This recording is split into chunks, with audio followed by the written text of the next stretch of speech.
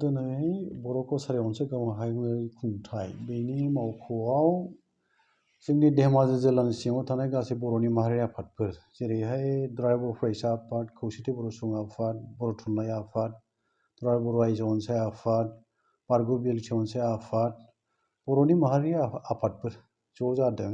थांखिया बेनो जे आसाम सरकारनिफ्राय जोंनि बर' कसारि अनसाय गाहाय खुंथायनि जि मोनसे गामि फोसावनायनि हाबाफारि बिनि ड्राफ्ट जि मोनसे बेखौ बिलाइखौ ड्राफ्ट बिलाइखौ सरकारा दिनै फोसावबाय।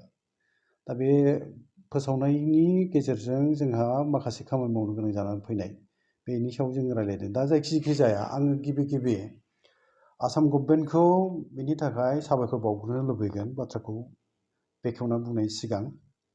माने बर'फोरनि थांनाय 2020 मायथाइ 27 जानुवारियाव जालांनाय बर'नि थामथि गोजोन गोरोबथानि गेजेरजों जि मोनसे बिटिआर गोरोबथाखौ जों खालामनानै लाबोदोंमोन, बावहाय दुलाराय बर' फरायसा आफादा फ्रन्ट लाइनाव थानानै आरो एनडिएफबिनि मोनब्रै हानजा आरो जों खौसेथि बर' सुबुं आफाद ज'है जोङो सागान होनानै बा गोरोबथा खालामनानै लाबोनाय जादोंमोन। बिनि उनावहाय जोङो बर' कसारि अनसाय गाहाय खुंथाया आबुङै दाफुंजानाया दासिमबो जायाखैखाय जों सरकारजों थाफानानैनो रायलायबाय थाबोदों आरो जोङो थाबै दाफुंना होनानै गामिखौ फोसावनायनि गेजेरजों बिजाब दानानै बिसायख'थि खुंनांगौ बेखौ जोङो दाबिबोबाय थादों।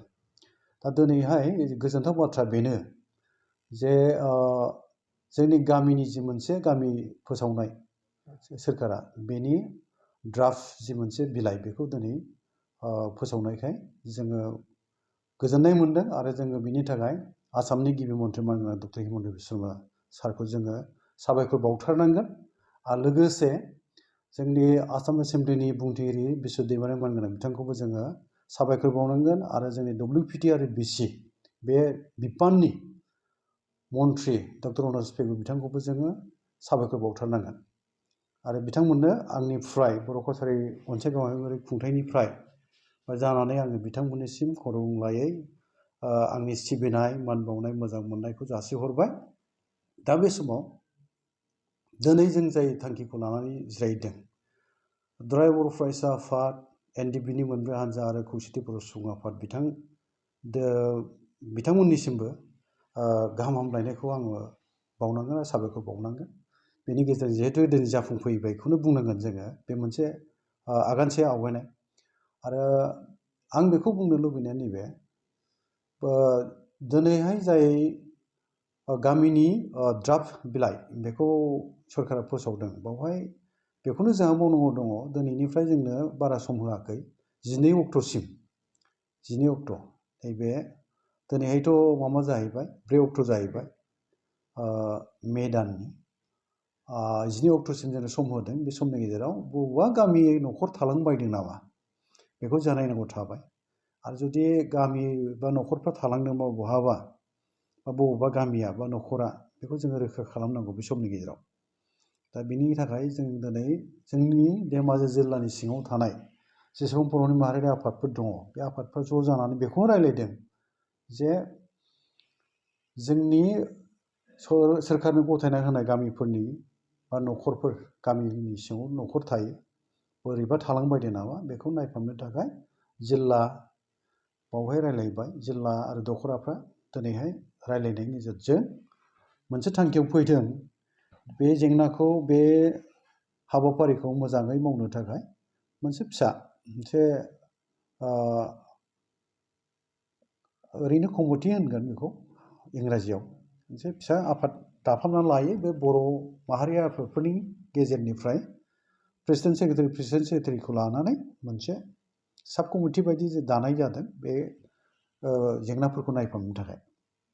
दा बावहाय दुलाराय बर' फरायसा आफाद जिल्लानि थाबाय, खौसेथि बर' सुबुं आफाद जिल्लानि थाबाय, दुलाराय बर' आइजो अनसाय आफाद जिल्ला थाबाय, जोंनि बारग' बिएलटि अनसाय आफादनि थाबाय आरो लोगोसे बर' थुनलाइ आफाद थाबाय, बर'नि माहारि गौथुमफोर ज' जानानै सारेन्डार एनडिएफबिबो थाबाय।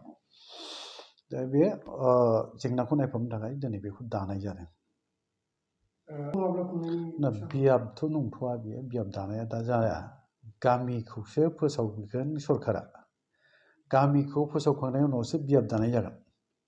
दा गामिनिसो दिनैहाय ड्राफ्ट लिस्ट माने बिलाइखौ फोसावदों। दा गामिखौ जेब्ला सरकारा नटिफाइड खालामगोन बा फोसावगोन, फोसावखांनायनि उनावनो बिजाबा दानाय फैगोन।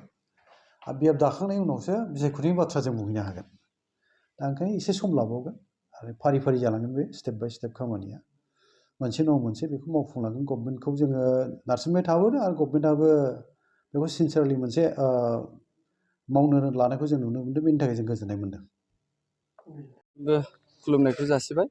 बे समाव थांनाय 2 मे खालाराव आसाम सरकारा बर' कसारि अनसाइ गाव हायुङारि खुंथायनि सिङाव थानाय गामिफोरनि मुं फारिलाइखौ फोसावदों आरो बे फोसावनायखौ जोङो धेमाजि जिल्लानि गासै बर'नि माहारियारि आफादफोर जानानै फारियै एबसु, इउबिपिअ, आबोफ, साहित्य सभा गासैनि जानानै जोङो बरायबाय आरो आसाम सरकारनि दा दैदेनबाय थानाय मानबिदात गाहाय माने गिबि मन्थ्रि डक्टर हिमन्त बिश्व शर्मा बिथांखौबो जोंनि आफादफोरनिफ्राय जोङो बरायबाय, लोगोसे साबायखर बावदों। दा बेवहाय जोङो नायदों जोंनि लिस्ट बायदियै फ्राय जोंनि जिल्ला धेमाजि जिल्लाया फ्रायानो जोंनाव जों लुबैनाय बायदि दङ। अब्लाबो जोङो लिस्टखौ फिन खेबसेबाव नायनानै जाहाथे थालांनायफोरखौ जोङो 100% सोसननो हायो बेखौ जों नाजादों। बेनिखायनो जों दिनै गासैबो माहारियारि आफादफोरजों जमायै दसे जिरायनाय जादोंमोन आरो बेबायदियै जोङो गासिबो माहारियारि आफादफोरनिफ्राय साफा साफा सोद्रोमा लानानै जों मोनसे नायबिजिरनो थाखाय मोनसे कमिटि दानानै लादों आरो बे कमिटिया जोङो फैगोन 12 मे खालारनि सिगां जोंनि धेमाजि जिल्ला बेंगिरिजों लोगोसे मोनफ्रोमबो सार्कोल अफिसाव जोंनि सोसननांगौ थाबावनायखौ जों होगोन। लोगोसेयै बिथांमोननिसिम जोंनि साबायखर बावनायखौबो जों फिन खेबसेबाव जासिबाव। गोजोन्थों। दिनै धेमाजि जिल्लानि सिङाव जोंनि बर' माहारियारि आफादफोर जेरै फरायसा आफाद, इउबिपिअ, बर' थुनलाइ आफाद, आबोफ आरो एनडिएफबिबो दङ। लोगोसेयैनो बर' कसारि गाव हायुङारि खुंथायनि मानगोनां चिफ मेहेनेश्वर बसुमतारी बिथांमोनाबो दंमोन। बेयाव आसाम सरकारनि मोनसे नटिफिकेसन ओंखारदों बर' कसारि काउन्सिल लानानै, भिलेज नटिफिकेसन। दा बेनि मोनसे रिपर्ट फैदों आरो बे मैया दाखालि 2 अक्ट'आव मेनि ओंखारदों। दा बेखौ लानानै मोनसे गोनांथार सावरायनाय जादों। सावरायनायनि गोनांथारा जाहैबाय मा, जोंनि बर' कसारि काउन्सिलनि सिङाव थानाय बेसेबां गामिफोर दङ बे गामिखौ नोजोर होनांगौ आरो बेहाय गभर्नमेन्टनि जिथु नटिफिकेसन हरनाय बेहाय जोंनि बर'नि गामिफोरा थालांदों नामा आरो बबेबा हाबसनदों नामा बा थालांदों नामा बेखौ नोजोर होनो थाखाय मोनसे सावरायनाय जादों। जाहाथे बेहाय मोनफ्रोम गामिया जेन थालाङा बेखौ नोजोर होनो थाखाय मोनफ्रोम आफादनि दैदेनगिरिफोरखौ मोनसे बिबान होनाय जादों आरो बेखौ दिनै सावरायनायनि उननिफ्रायनो जोङो गासैबो आफादनि दैदेनगिरिफ्रा बेखौ नोजोर होनानै मोनसे राइट बा गासैबो गामिया हाबथारनांगौनि थाखाय मोनसे मोजां सावरायनाय जादों। बेखौ कसारि गाव हायुङारि सुबुंथायनिफ्रायनो लिंनाय जादों सिफआ। लोगोसेयै बेहाय बयबो आफाद लेंहरनाय फैबाय, आंबो फैदों। दा बेहाय गासैबोनि जोंनि आफादफोरनि आफादगिरि नेहाथारफोरखौ लानानै मोनसे हरखाब मोनसे कमिटि दानानै नायबिजिरनायनि मोनसे हाबाफारिखौ लानाय जादों। जों मोनफ्रोमबो दख'रानि सिङावनो गासैबो मेलेमजिबि, जोंनि आगुन दैदेनगिरिफोरनि आरो मेलेमजिबि आरो जोंनि दैदेनगिरिफोर लानानै बे गामिफोरखौ नायबिजिरनाय जागोन। बेखौ जोङो नायबिजिरनानै रोखा मोनसे गामिफोरखौ जोङो बेहाय थिसननाय जागोन, जाहाथे मोनफ्रोम गामिया थालाङा। मानो होनब्ला दिनै बहुत एकर्ड जालांबाय। एकर्ड जानायनि उनाव दिनै 3rd एकर्ड, बे 3rd एकर्डआव जों दिनै बर' कसारि काउन्सिलनि जि मोनसे काउन्सिल मोनदों बेखौ जों बिराद मोजाङै मोनसे सोद्रोमै जों लांनांगोन आरो जागायजेननायाव जोङो मोजाङै बेखौ सोदांलांनांगोन जाहाथे उनाव मोनसे गोरोन्थि जाया आरो बेखौ लानानै जाहाथे जोंनि गेजेराव दाङाबाजि जाया। बेखायनो जोङो गोरोन्थि जायाजासे मोजाङै नोजोर होनानै बेखौ खामानि मावलांनानै मोनसे सावरायनाय जादों। दा खोथाया जाहैबाय मा, जोंहा बेहाय गोबां दुखु खस्थ' खालामनानै दङ।